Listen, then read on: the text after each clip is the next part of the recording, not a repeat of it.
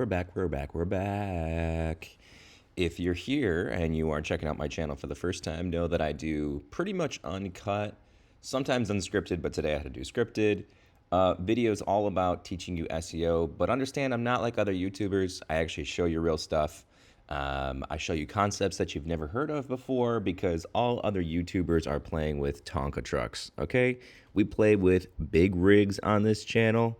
This is for the big boys only. So if you don't want to learn something, like actually learn something, then I guess, I don't know. You can go to my channel, you can find some entertaining things, or you can just, I don't know, go to somebody else's channel if you want. But in here, you're actually going to learn some things about SEO. And sometimes it gets a little bit boring because remember school? I keep saying that in my videos, but remember school? School was never very interesting, right? It's because you actually learned something. Well, in today's video, I'm going to show you why you're getting penalized by Google, but spoiler alert, it's not backlinks. That's what everybody else says. Oh, check your backlinks. Oh, check your backlinks. Guess what? They know nothing about SEO. They know nothing about how Google works. And today, you're going to learn actually how it works. So we're going to go through that today, and it's going to be a little longer of a video, but this will be one of the most informative white hat SEO videos you're going to watch. And if you don't think so, I don't know. I don't know what to tell you. Then you have different expectations of what you want to see on YouTube. And that's just it. Because remember, this is for the big rigs. This channel's for the big rigs. All right. So if you're here, you want to know why Google penalizes websites. If you know why Google penalizes websites, then you essentially can figure out how to avoid it. Let's start with a nice little quote.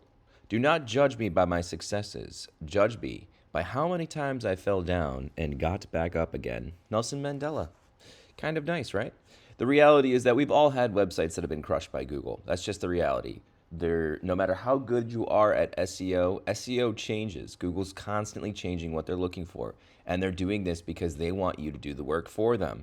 They're basically saying, hey, we don't control the internet, but we control the internet. And so they want you to do everything that they say. And that's just how it goes. And the next day it could be different than the day prior. So why is Google penalizing you? Oh, well, it must be backlinks, right? It's backlinks. That's why Google's penalizing you. Guess what? That's not the reason why they're penalizing you, okay? Oops. See, totally unscripted. I don't like that I had a little typo in there, but we're going to keep going. Okay, so must be backlinks. That's not the reason why. Today, I'm going to show you how Google actually evaluates you. The real method that it uses to evaluate you, a website. Okay, so this is typically what a website looks like, right? You have the website, and then you have a number of pages that are underneath it. So this is your sitemap. Google immediately figures this out because you submit a sitemap to them. They're like, okay, website, number of documents underneath it, okay? Well, let's say you have a number of pages. Here we've got 6 pages. What it does is Google determines the quality of that page. How does it determine the quality of the page? Well, we'll get into that in a minute here. It gets a little bit complicated, so hold on. So Google has a score that it doesn't share with you, and that's the part that sucks. It determines the quality of a document based on what it believes the document is about. So that's relevancy. So let's say, for example, we are talking about an SEO article, and you're like, how to use a shovel. Well, it looks at a page, and it determines the quality of the page based on all those ranking factors. If you want to know what some of those easy to understand ranking factors are, there's a video that I'll link at the bottom of this. So this is not about ranking factors. This is about how Google evaluates you. So it will look at essentially, whether there's images on the page, the quality of the writing, whether the document has the NLP terms that it's expecting to see, so relevancy to the search term, whether users are staying on the page, all sorts of different things that you don't see, which makes SEO very hard, right? But it evaluates all of the documents very quickly, funny enough, on your domain, whether you know it or not. So whether you're ranking or not, it's evaluating the document. It's looking at the document, it's reading the content, it's reading everything that's on there. okay? And it's getting an overall picture of who you are. So it reads document 1, and it says, okay, I'm Google. I have a score of 72 for this page. It means all sorts of different things. Remember, we're not talking about keywords. We're just talking about the quality of that document. So whether the images have alt tags, whether the page is structured well, whether it has good meta descriptions, whatever, okay? Boom. Page 2, it says, this is a great page, actually. I like this one. 92, I'm going to score it. Then it starts to see some really bad pages. It's like, wait a second. There's no alt tags on this image. There's no meta description on this page. This page is like kind of small. It's like an about page, but there's nothing really on it. There's no images, like whatever, like all sorts of different stuff, okay? Then page 4, it says, I see some more that I'm not liking. And it evaluates that page. And it says, ooh, I'm seeing some more that I'm not liking. And then it says, wait, I see one that I kind of do like. So 55 and 52, let's change that. I don't think that should be, let's just say 58, okay, just for the sake of this. Okay, so here's the thing. Remember, Google looks at all of your pages and it classifies a score that it doesn't share with you, unfortunately. And this is how it gets an overall score of your website. And so this is actually what's contributing a lot to your authority, okay? It is an overall picture of your website's quality. And yes, you can move authority using backlinks and all sorts of different stuff. Yes, that's absolutely true. But Google, over the years, this isn't more recent, this has actually been happening for a long time, has actually more recently looked at creating an overall score for your website, okay? And this is like a quality score that it takes into account, and unfortunately, it doesn't share with you. So the only opportunity that you have to be able to create a higher score is just to consistently make a better and better website. And I'm not talking about the design of your website. I'm not talking about any of that stuff. I'm talking about how well the documents read. And we're going to go into a little bit more detail in terms of how Google made this even more complicated. But just table this concept. Table this concept that every single document on your website is evaluated, scored, and then it creates an overall score for your website, okay? So some key takeaways here. Yes, it's very hard to know how Google rates every document on your website. It's just not going to tell you. This is where SEOs can definitely help. B, every document adds to your cumulative domain score, regardless of backlinks. So yes, you do need to have backlinks. You need to have all these different things, but it's not the only contributing factor to your authority, okay? This actually has a lot of weight. And we've gone over that in other videos where you can see websites with 0 backlinks ranking for particular keywords, okay, and having large amounts of traffic. I'll make a video on that too, on kind of breaking down how those websites actually did that. But just keep this concept in mind. Every document adds to your cumulative domain score regardless of your backlinks, okay? And so here's some supportive facts that you can go into. Lots of websites with high domain ratings still get penalized by Google. Okay, you can see this. You maybe have experienced this yourself. You're like, well, wait, I built all these backlinks. Why should I get penalized by Google? Why did I get penalized by Google? Well, it's because what I just described is happening. You have a bunch of crappy documents. You have potentially a bunch of crappy writing that's on your website, and you don't know how Google's scoring that, and you just think it's going to all be fine because you made backlinks, and that's not how it works, okay? And you can see all this through a simple Ahrefs search. You don't even really need to, just listen to me, okay? All right. Well, Google made it even harder. Don't they just love to do that? Don't they just love to make everything harder? So how does the helpful content update really work? Okay. Well, it takes this same concept, of a cumulative domain score. And what it does is it actually looks at how similar your document is to a target keyword, which is very interesting. So it kind of started to learn some of the tricks that we would put into place. And some of those tricks that we put into place was, okay, you would search for a keyword, and then you would just target the keywords, NLP terms, and then you would just start ranking. Pretty much that was it. So if you don't know what any of these things mean, unfortunately, I'm sorry. This video is a little bit more for the moderate and advanced person, but NLP terms would be any on-page tool. So any on-page tool that's helping you to optimize. And this is why I actually don't feel like most of these on-page tools are working anymore, except for the ones that are coming directly from the Google API. And I can get into that in another video too. But as you can tell already, this is nothing that's covered on YouTube. So you should continue to watch, because if you're in SEO, this is nothing that's been covered by all these fake SEO YouTubers, okay? But anyway, the helpful content update basically looked at how similar your documents were to a target keyword, both in the info gain portion, so like how much unique content is going for that particular keyword, and basically how similar it is. So Google kind of realized like, oh, what people are doing is they're going to page 1 of Google and they're just copying what's at the top. Okay, you still need to do that, yes, but you need to do it with caution. And I'll get into that in future videos when you're doing like actual on-page optimization. And yeah, sorry, it got a lot harder. But here's what we're doing with the helpful content update in understanding it.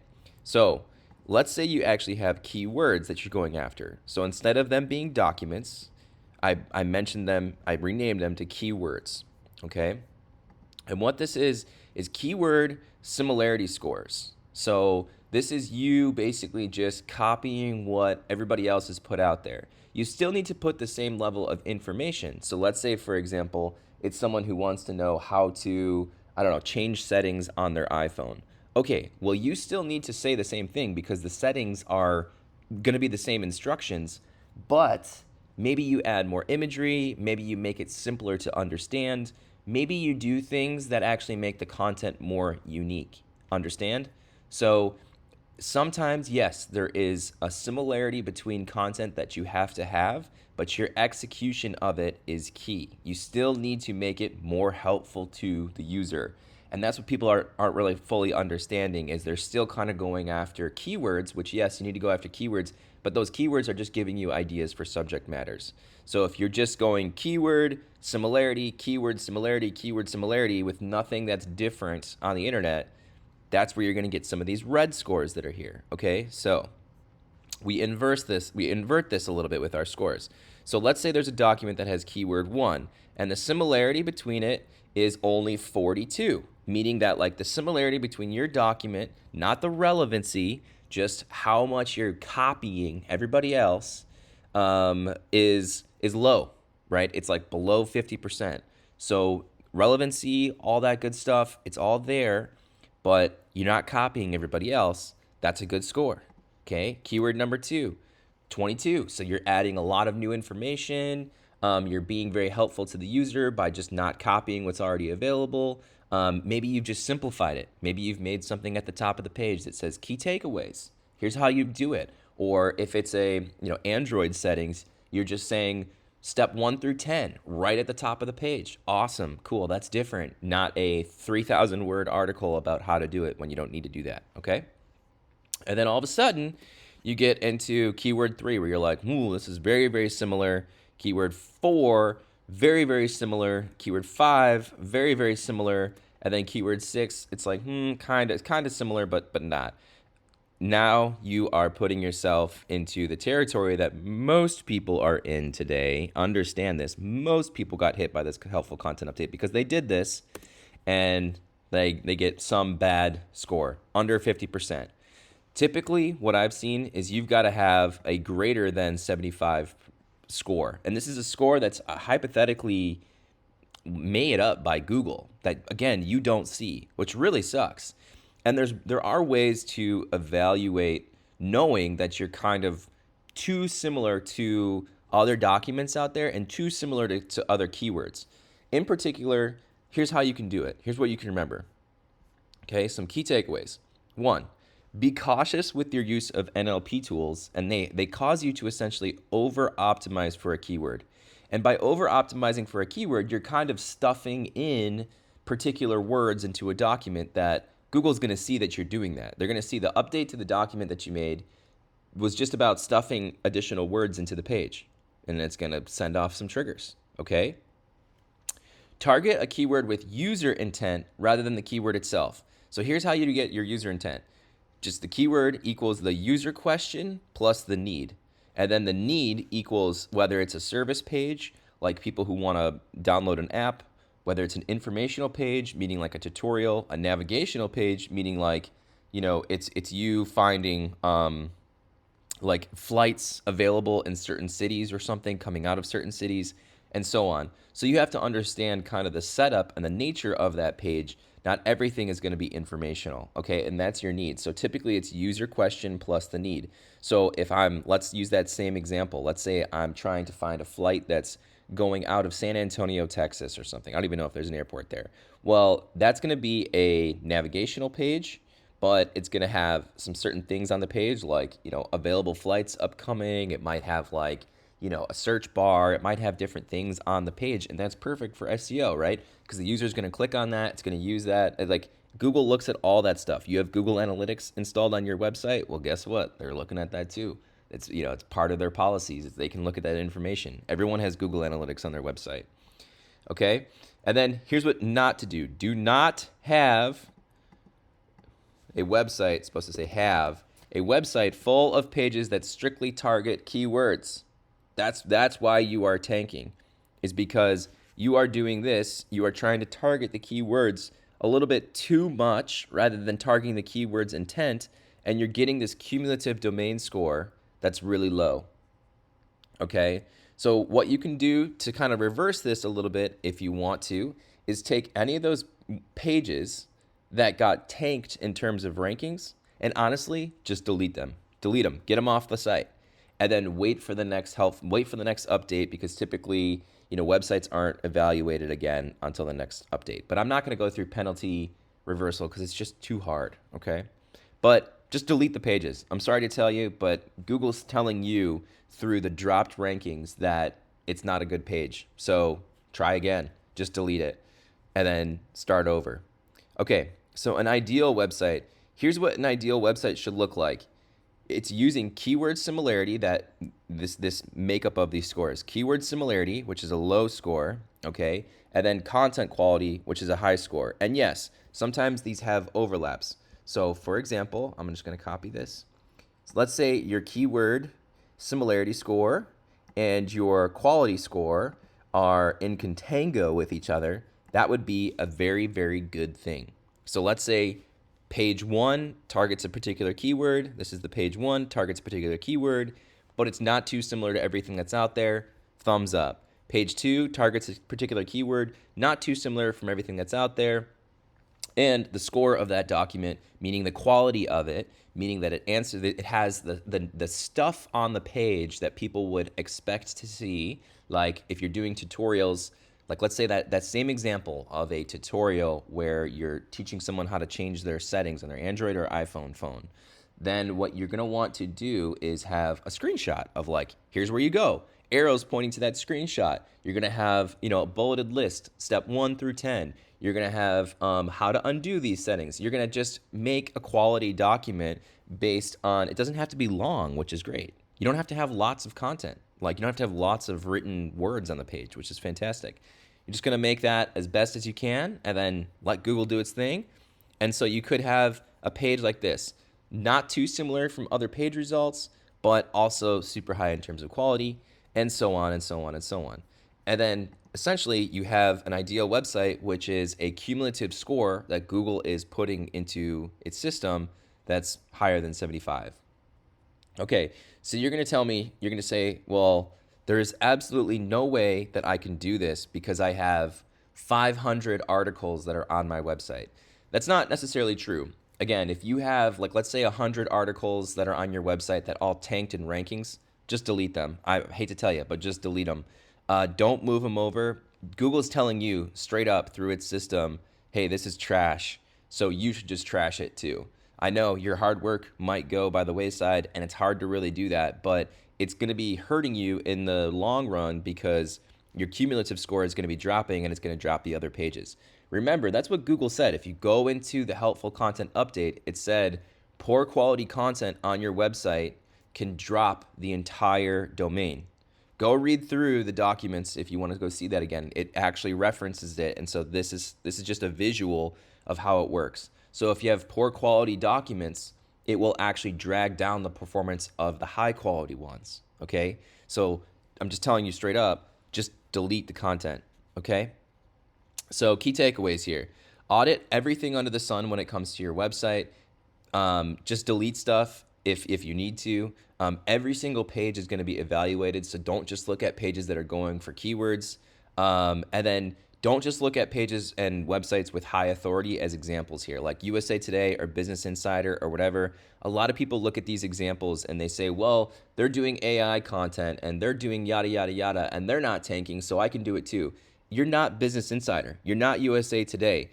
Could you imagine if Nike started doing AI content, or if Nike put, quote unquote, crappy content on their website? Do you think Google's going to take Nike down? They're not. They're going to keep it up because there's certain businesses that just in particular have enough authority to stay up for forever. Then Google's just not going to remove them. And you're probably not one of them if you're reading this, okay? And listening to this. And so if you are using those large domains as examples, just don't do that. It's not going to help you at all. It's not going to give you the real data. Use the smaller websites as the examples for how Google's changing its systems. Okay, well, I've reached the end of the video, and if you've watched this far, note I do have some other white hat SEO topics on my channel. I do some consulting arrangements. People have asked me about that by email. Typically, I do ask for a minimum budget of at least $3,000 a month for 3 months at a minimum retainer, okay? And that's because it's not an ego thing. It's not because I'm just expensive or whatever. It's just that Google is kind of hard to compete with. It's a competitive ecosystem, and you need lots of touch points. You need lots of strategy and time.